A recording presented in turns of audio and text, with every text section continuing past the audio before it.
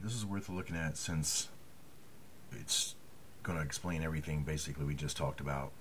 It's going to support how I said it, what I said, even this connection with ancient Atlantis and how it was even destroyed. In order to understand better what we're looking at, look at the title here of chapter 26 of Ezekiel, The Coming Judgment Upon Tyre. Now I think I'm pronouncing that right. If not, it's Tyre, but I think it's Tyre. Anyway, to understand the nature here of the biblical narrative as it discusses Tyre, let's look at this study note. The language goes beyond the king of Tyre to Satan, inspirer and unseen ruler of all such pomp and pride as that of Tyre. Influences of thus indirectly addressing Satan are. Now it gives us those verses. Now what I'm interested here is to look down here a little further, but there's more.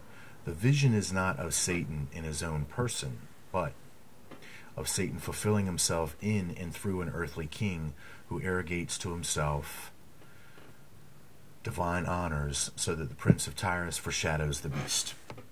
All right, now that we can understand that the biblical narrative, as it discusses this judgment upon Tyre, is going to talk in a way that goes beyond Tyre itself, the present king, and describe something of a more ancient time.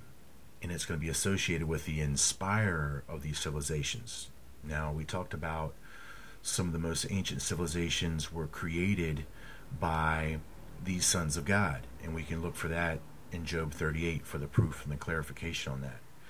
So this will connect up to when Atlantis, being the remembered reality of that moment, once the rebellion happened, now we know that there was a cataclysm, some sort of destruction of water that covers it. Listen to the narrative and I'll explain it as I read.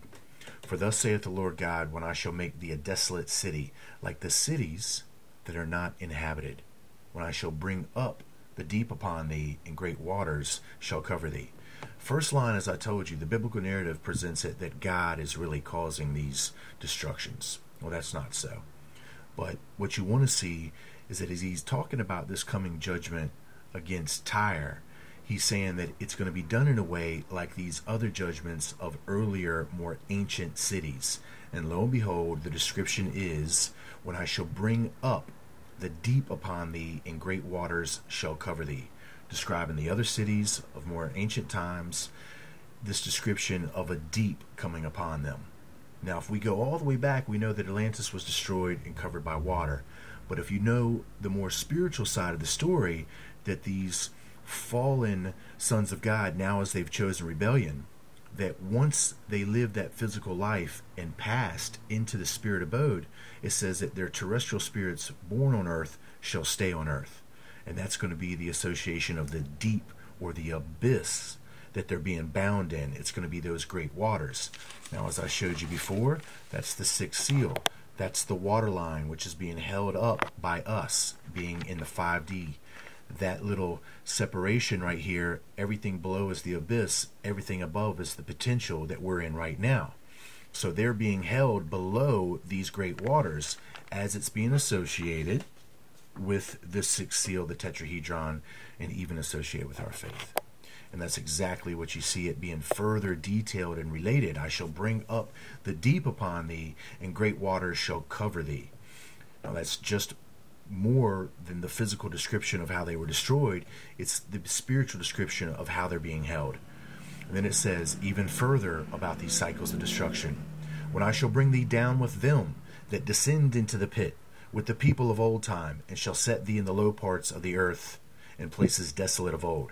So in other words, there's been other people that have been brought down, people, a descendancy of people that have been brought down, and they're of an old time, an ancient time, and they've been set low in the low parts of the earth, in places that are even desolate of old when they were brought there. So civilization upon civilization, and then there's this destruction, and then we find out there's this descendancy that returns back under the ground, with them that go down to the pit, that thou be not inhabited, and I shall set glory in the land of the living. I'll be back.